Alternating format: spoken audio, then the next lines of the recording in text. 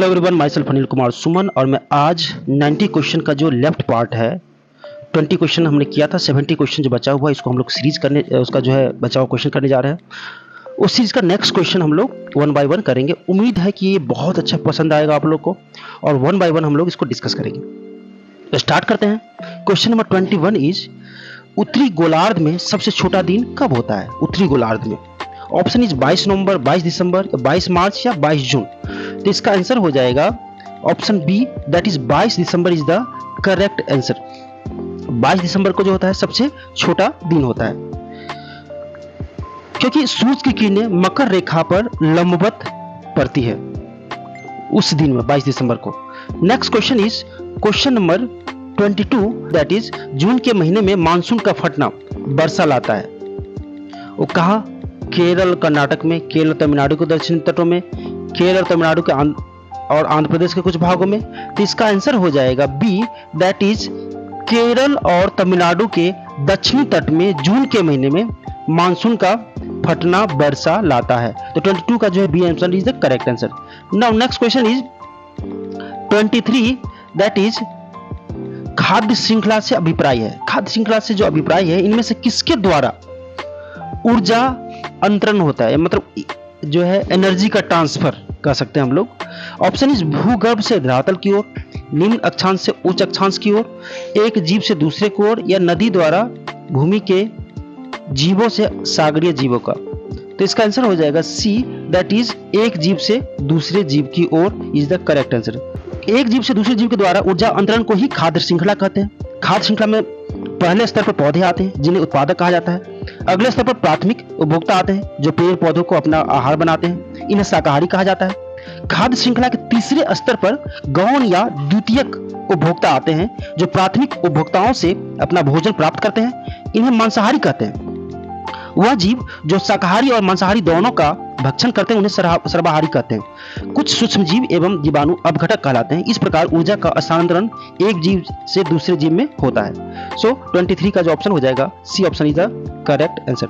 Now next question is 24, that is पृथ्वी का विशालतम पारिस्थितिक तंत्र कौन सा है? ऑप्शन इज बायोम, जलमंडल, स्थलमंडल या जीवमंडल। इसका आंसर हो जाएगा A, that is biome is the correct answer. जब पारिस्थितिक रूप में समस्त पादपों तथा प्राणियों का सम्मिलित रूप में अध्ययन किया जाता है तो उसे बायोम या जीवोम भी कहते हैं। इसको बायोम को जीवोम भी कहा जाता है। सो 24 का ए option is the correct answer. Next question is question number 25, that is great barrier reef कहां स्थित है? ग्रेट बैरियर रीफ ये भारत में है या पाकिस्तान, ऑस्ट्रेलिया, दक्षिण अफ्रीका? तो इसका आंसर हो जाएगा सी, ऑस्ट्रेलिया में ये स्थित है। यह क्वींसलैंड के उत्तरी पूर्वी तट पर स्थित है। यह प्रवाल से बनी हुई है। इसे 1981 में यूनेस्को में शामिल किया गया था। So next question is question number 26, that is निम्नलिखित में से कौन सी पर्वत श्रृंखला यूरोप तथा एशिया को अलग करती है? रॉकी, हिमालय पर्वत, यूराल या एपलीशियन? तो इसका आंसर हो जाएगा यूराल पर्वत श्रृंखला यूरोप तथा एशिया को अलग करती है। यूराल पर्वत पश्चिमी रूस की एक पर्वत श्रृंखला है जो उत्तर से दक्षिण की ओर तक विस्तृत है। यह भौगोलिक रूप से एशिया और यूरोप को अलग करती है। इसे कई नदियां निकलती है। प्रमुख नदी कामा कैस्पियन सागर में अपना जल विसर्जित करती है। तो 26 आंसर हो जाएगा C is the correct answer.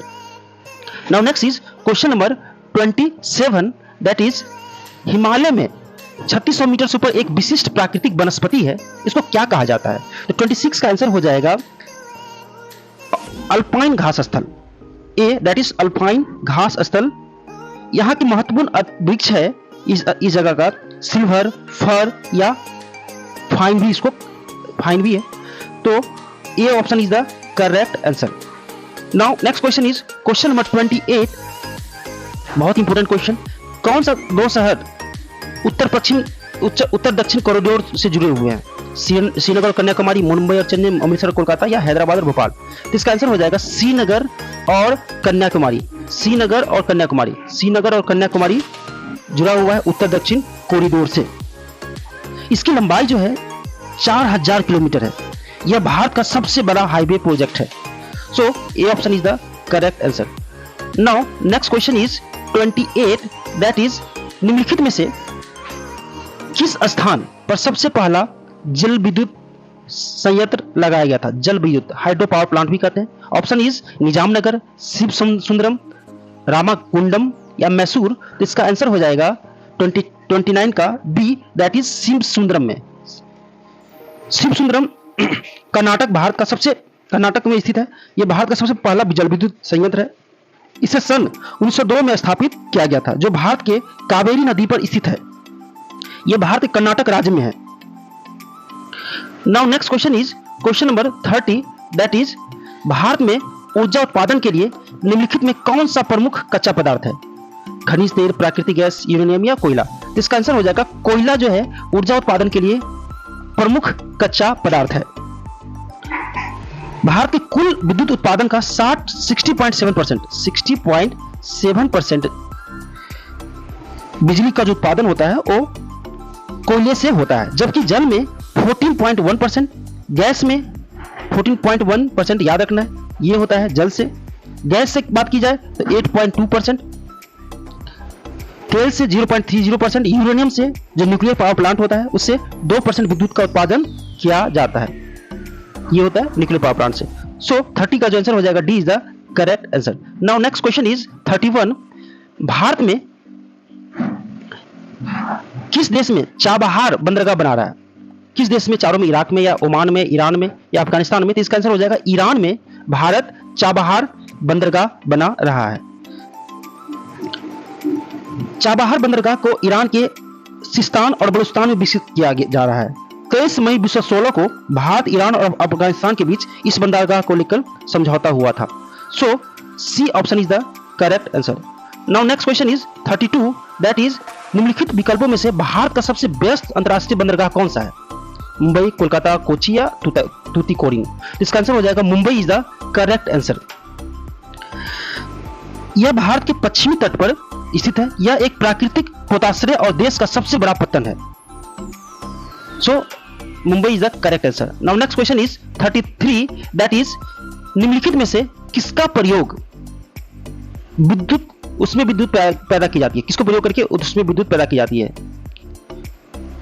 केवल कोयला और प्राकृतिक गैस, कोयला और प्राकृतिक गैस और पेट्रोलियम, या इनमें से कोई नहीं? तो विद्युत जो प्राप्त की जाती है कोयला से भी, प्राकृतिक गैस से भी, पेट्रोलियम से, बट जो ज्यादा मात्रा पर्याप्त की जाती है वो कोयला से। So C option is the correct answer.